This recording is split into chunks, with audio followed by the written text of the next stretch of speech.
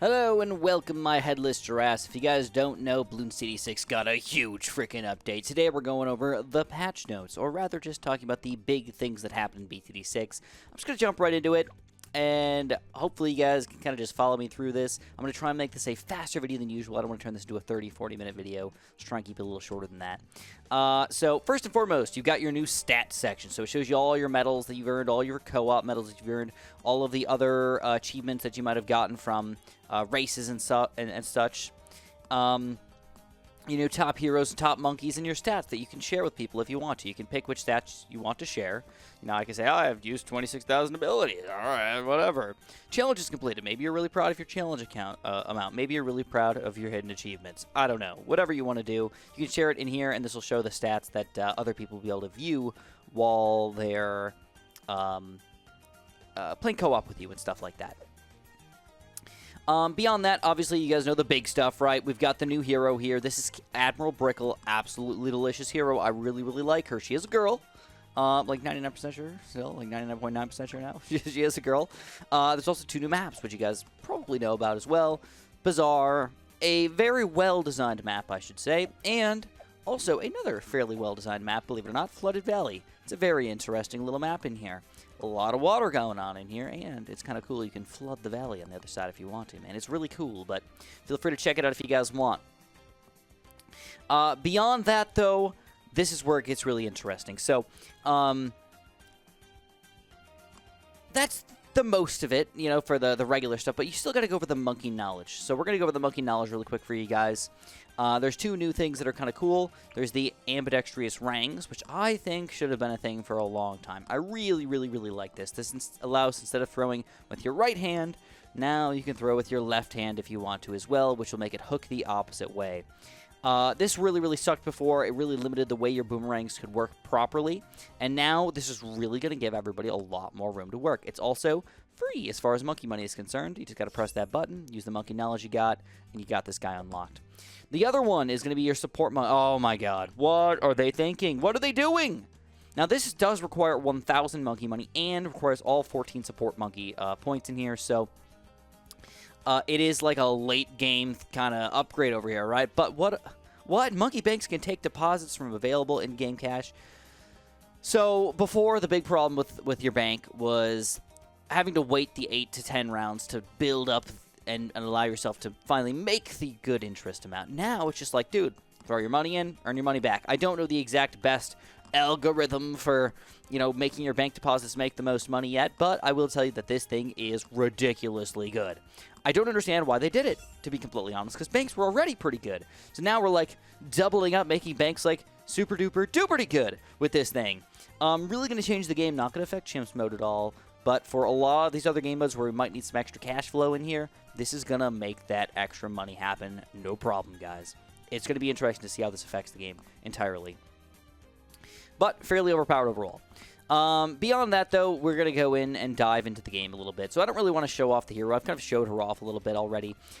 Instead, I don't even want to talk about any of the bug or general changes or anything like that. I want to talk about the balance changes. So let's hop into a game really quick. Oops. I want to go to my normal testing phase here. I love. Oh, no, Chris, what are you doing? Monkey Meadow. There it is. Easy. You know, let's do. I always play hard sandbox. It just makes things more fair because we're usually struggling on hard, right? So this is where it's going to get, again, quite interesting because now the Crossbow Master is going to be reworked. So it's going to be very similar to what it was before, but a little bit different. It's like a small buff, I would say, to the Crossbow Master, kind of like a hidden gem in the game. Crossbow Master was already pretty good. Now, with this slight change, but also buff, is going to make both tiers relevant. So this is going to be interesting. Before, everybody always went quick shots in your Crossbow Master. The amount of pierce you got from the sharp shots and extra sharp shots was near zero. Now, though, the Crossbow Master pierce is going to go from 23 to 10, just as a base here, only 10. But now, if we want to get the 105 or the 205, it's going to go up to 23 total pierce, doubling it. So, razor sharp shots, extremely important for the Crossbow Master, or if you want to, since I also have the monkey knowledge, I could actually build two of them. You could go for quick shots instead, which will attack much faster now. As far as true popping power, again, I cannot answer that question for you guys. If we just put 999 random white balloons here, I don't know if it would tell the true answer here of which one's actually better, but, because we're going through so many balloons, it's hard to tell the true max popping power out here unless we fully sent out like 5 groupings of these. But after this random test here, let's just look at it and see how it does. Just note that, yeah, you're probably going to want to jump in here and check these guys out a little bit. So after this test, the sharp shots had 90,000 and the quick shots had only 73,000. So total poppage, probably better off with the razor sharp shots these days instead of the quick shots. But keep that in mind for how you want to play your game. Boomerang Monkey. All right, so this one's kind of interesting. The 204. Boom, boom, boom, boom, boom, boom. So before, it was kind of weird because for Moab Press, you always wanted to go quick rangs because it did shoot the Moab Press faster with the quick rangs. They changed that a little while back, maybe 6 months ago or something like that. Now it's going to make it so this is going to throw it back further. Also, look at this. You can see we're going to switch from right-handed to left-handed here. That, again, it does matter. A lot of people might think this is stupid. It doesn't do nothing. I would have loved to see this in like previous Bloons games, especially BTD4, where boomerangs were my absolute favorite tower in the game. Would have been delicious. But anyways, that's going to affect the game a little bit. Bomb shooter. All right, here we go, guys. This is a little wild here, but basically just understand that generally they're better. The faster reload's going to actually make it a little bit better. The radius for frags. All right, now this is kind of goofy.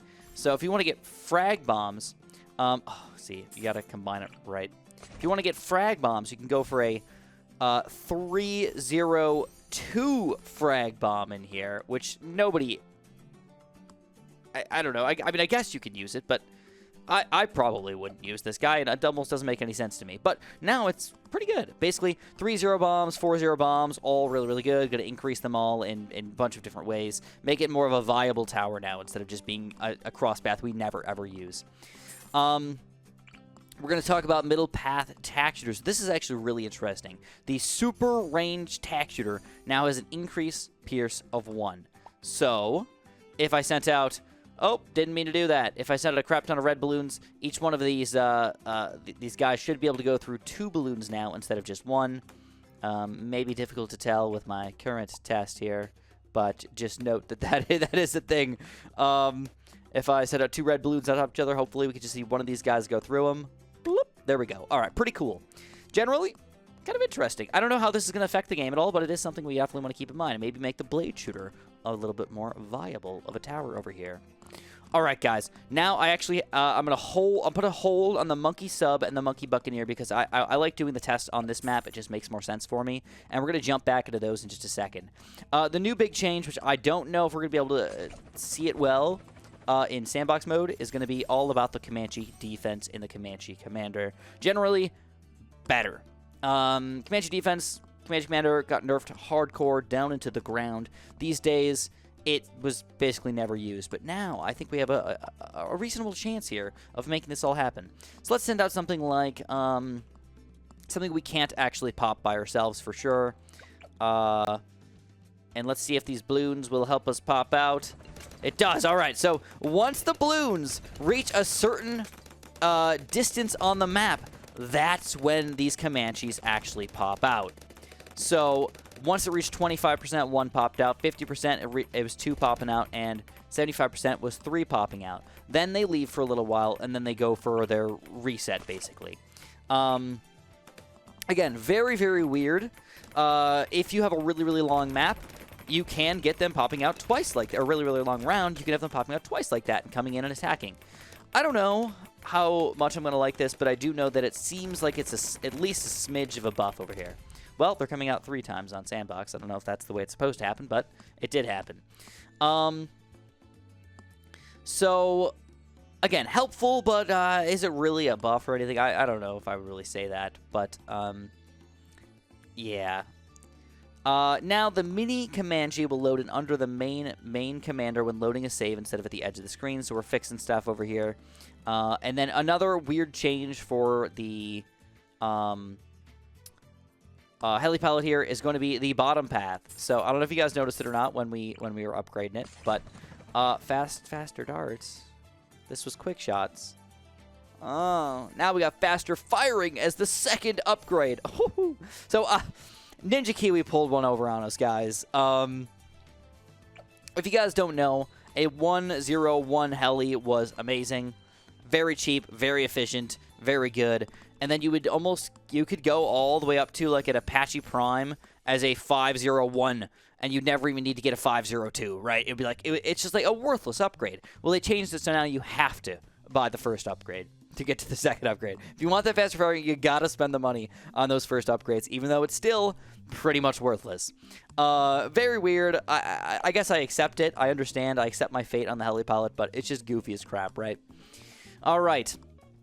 Border Monkey gonna make it just a quick change with balloon incineration. It's gonna make it so the walls of fire that they're creating can affect camo balloons. Not a huge deal, but it is something that was kind of lame if you had to fight DDTs or something. If you didn't decamoize them, the wall of fire would be terrible. So that was just goofy as crap. Wizards, this is really weird, guys. So I don't know how you guys felt about the wizards in general, but wall of fire being randomized, wall of fire's been nerfed and buffed and all over the place, everywhere. But now they're changing it again. So now the one guided magic is going to matter when talking about a wall of fire. So wall of fire normally random, whatever. But if I sent out a balloon here, what he's going to start doing is he's going to start trying to drop the wall of fire in front of it. It's not working well, but that's his goal. We'll put out a few more of these guys. He's going to try to drop it in front of it. If they're in range, what he wants to drop down is fire. Oh my god, it looks terrible. But that's what he's supposed to do. It's actually guided now. It's a guided wall of fire. Doesn't look good right now, but I have seen it in a game, and it does actually do what it says it's doing. Does it actually help? I don't know, because you kind of want it to go in front of the balloons, not on top of the balloons. But when you throw it down, you're usually throwing it down on top of some of the balloons, but usually it's the front top of the balloons, so it ends up working out good enough. Okay? Goofy, but interesting. Wall of fire. Again, another change with wall of fire. The pierce is reduced from 20 to 15, but if you want to go for, instead of a top path, you want to go for a bottom path with intense magic, you could end up getting that price, that pierce increased back on up to 20. So, again, just makes it so you have to actually decide between top path and bottom path wizards instead of just willy-nilly doing whatever you want. Personally, I think it's probably better to just leave it as a randomized heli and get that monkey sense in most situations. Not all of them, but in most situations. But if you want to throw that fire on top them balloons, this is the guy to go for. All right? The next upgrade for the wizard is actually this guy, the Unpopped Army. Very weird. Rarely using this guy. And I think it did need a rework, and I think that this rework hopefully will make sense. Basically, the way it worked before was when you pop a balloon inside of the range of his shimmer, not inside of the range of his regular range we can see here, he got a graveyard pop count, basically.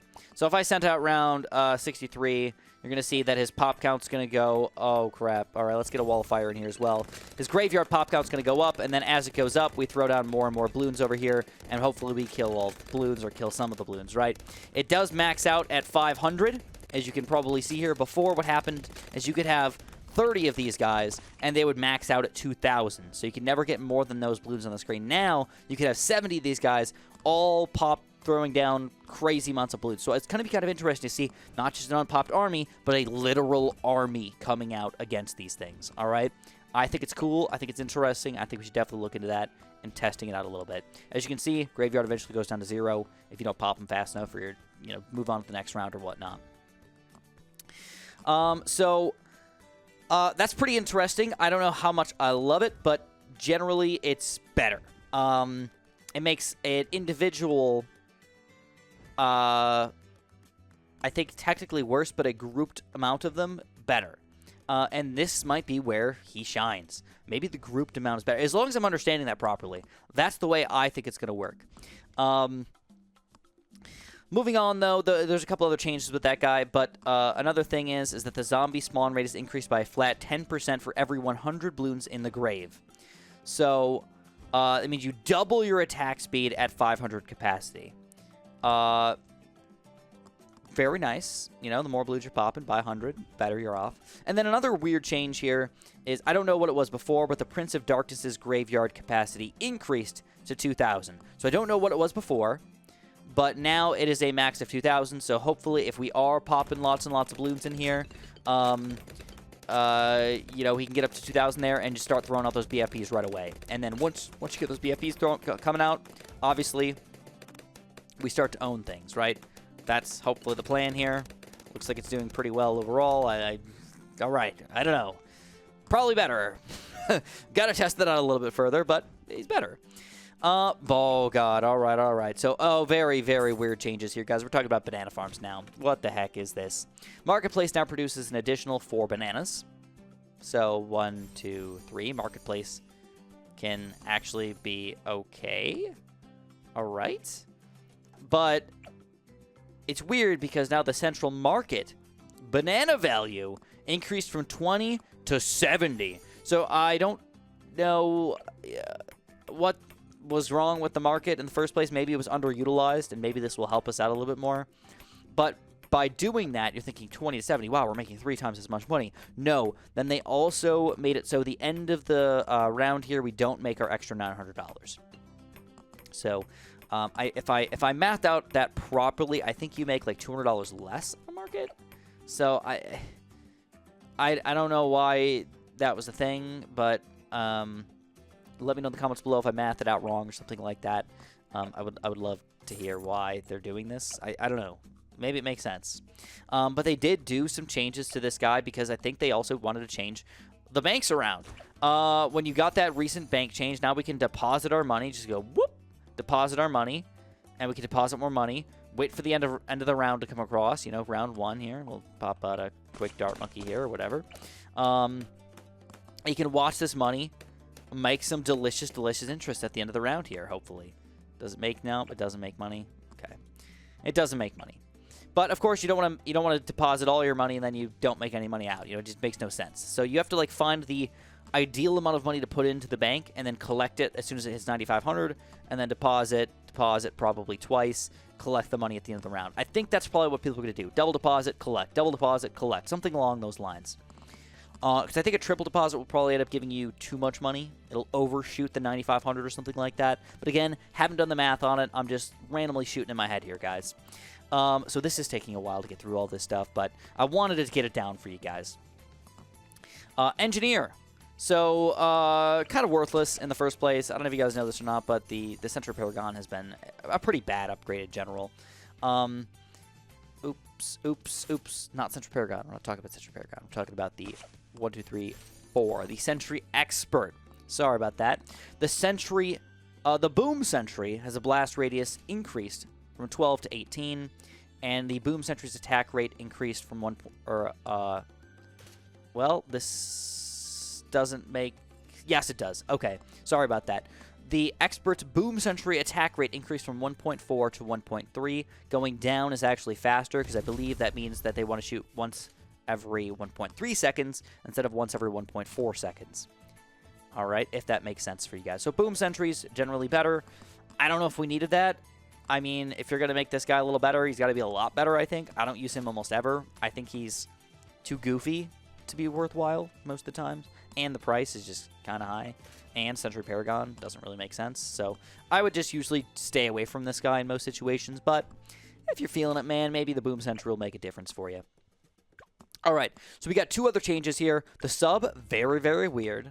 I don't even know if I'm going to explain this properly. So if I'm explaining it wrong, I'm sorry. Please, in the comments below, correct me. Because this is goofy. They're basically making it, again, so more cross paths are... worthwhile or possible here. So, Submerged Reactor. Let's start off with this puppy. All right, so a Submerged Reactor, already a decent tower in the game. They're going to change it, though, so he has 20% increased Pierce. The problem is, I think, at least the main problem with this guy, is that he doesn't really have good spots on a lot of maps. There's some maps, but, like, generally, it's a little difficult to get him going. For one sub, though, gets that 20% increase. Sorry, not just a 4-0. A 4-1 gets the 20% increase. A 4-2 also increases damage to lead balloons in his range. So the quote-unquote angry sub here will give us more lead damage and 20% increased attack damage. The third tier, again, a lot of weird changes here. The third tier, so a 1, 2, 3 sub, is going to gain an increased pulse rate of 1.5 to 1.275, so a roughly 1/5 speed pulse increase. Hopefully deal with camos a little bit better. Excuse me, 301, got to point it out right. And a 302 is going to get it even further, down to about 0.9, so once every second or so. Shouldn't have many camo balloons sneaking through here, basically. The 401... See, this is just so complicated. I feel like I should show you guys the info here. But basically, cross paths matter now. Normally, you just get a 400, but now you want to pick between a 420 or a 402. They do things. You're going to get a 401 and 2 are going to end up giving you increased damage. Okay? Back into a low-level sub, just a 1-0 here. Let me build another one of these guys. A 1-0 is going to end up having an increased range. So it was very small before. Now it's going to be a little bit more. And that also increases the ballistics missile when we finally get that guy going. That's going to increase the range on that guy quite a bit, as you could tell here. It is already infinite, but now we actually get a lot of range off this guy. And then a lot of changes to the ballistics missile. The price is reduced. It does extra damage to ceramics. Also has its range increased, so now we can see very, very far away. It's weird because now you're getting long range and this guy, and it's kind of a weird combo of doing stuff. The 230 still does have the entire map coverage over here, so if you want to do that, you can do that. And then the ballistics missile attack rate, if you want to go the other path here, guys. Again, we're going to have to test this stuff out. If we want to go the bottom path instead, we can end up getting basically an increased attack rate. Twin guns and airburst darts. It's weird because, you know, you're already like getting things out of it, but you're also getting ballistics missile increased attack rate. Okay, all the way down from 1.5 to 0.75. So a ballistics missile with airburst darts is going to have a lot of damage to it. All right. Now, what's even more interesting is that the Subcommander is going to affect a lot of the other towers that we were just talking about here in other interesting ways. So Subcommander is now going to apply 2 times damage to the Energizer and ballistics missile. It increases the lead bonus of a 420 sub from 1 to 2, so it does matter about these guys. It's going to also increase the Energizer damage by 2. And it's going to make the ballistics missile... See, again, very hard to read this. The ballistics missile multi-HP balloon damage from 6 to 12. All right? And Subcommander increases the damage of preemptive strike from 750 to 1500. So, I don't know how often you guys use multiple subs here, but if you wanted to use a Subcommander and a preemptive strike combo together, 2 fifth-tier subs, might be a worthwhile endeavor. This might be a strategy we want to use on some more difficult chimps maps that like have a lot of ways that the balloons can come in and stuff. So interested to see how these guys kind of work together now. But again, it's only the first strike ability. Excuse me, the preemptive strike ability from 750 to 1500. So if we did, you know, round 100 here, we sent out a bad balloon, the preemptive strike is going to throw out here hopefully that 1500 damage with the Subcommander here. All goes, yeah, there we go. 1500 damage with the Subcommander. If we didn't have the Subcommander and we did the same exact thing, it would only be 750. So it's going to go up to 2250. So that does affect the game quite a bit. Now keep in mind that that ability is going to pop up for every single Moab coming out, every single Zone My God coming out. So it's going to make a big, big deal in total damage. All right, Monkey Buccaneer, guys. Some small changes here, but we got to talk about him. Monkey Buck.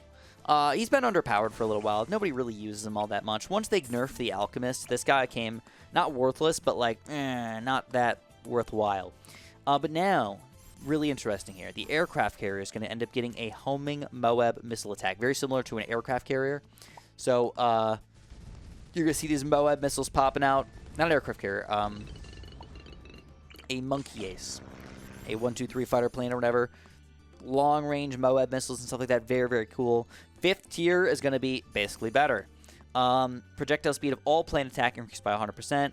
We get the plane dealing extra damage to ceramic, and those homing Moab missiles are going to be more powerful. In addition, the 15% attack rate buff expanded to now also benefit monkey aces in addition to water towers. Very cool. So I don't even know if I knew about that, to be completely honest. Does extra damage can place other monkeys on the upper decks of the ship and increase the attack speed of all water-based monkeys and monkey aces. Very cool. So this means that if we want to use these guys in combination with each other, somebody who might be really, really good to use with this guy is probably going to be something like a Sky Shredder. Combine a Sky Shredder and this guy together, and you got an extremely fast attacking, good tower that can do tons and tons of damage. And if you want to, you can go camo detection. Go camo detection on your crow's nest, or you can just go camo detection on your monkey ace instead. Very weird way, but maybe might be possible to do some cool shimp stuff, guys. I'm interested to test this out. I want to jump in. I don't know if it would be possible on this map, but logs or something like that. I don't know. I'm thinking that it might be possible.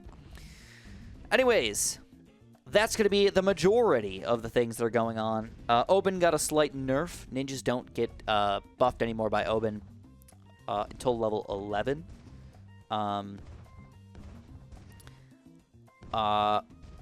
And that means that Druids basically are the only tower that get buffed by Oben in the early game. So instead of all magic monkeys, getting that huge Pierce buff increase, they decided that Oben's too good with ninjas and alchemists, so they can't let that happen. So they're going to switch it over to just Druids. Now you're stuck with Druids here. Don't have that awesome, awesome, awesome strategy going for you anymore. So this took way longer than I thought. I'm sorry about that. I try to get these done as fast as I possibly can, but there's a lot of things going on, guys. Of course, if you enjoyed, make sure you press that like button for me. Really, really appreciate it. Subscribe if you have not. And, of course, have a super-duper delicious day.